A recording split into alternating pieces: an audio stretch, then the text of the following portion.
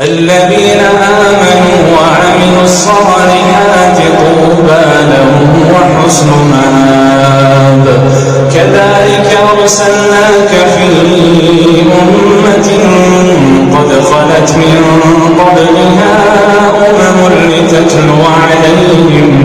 لتتلو عليهم الذي أوحينا إليك وهم يكفرون بالرحمن.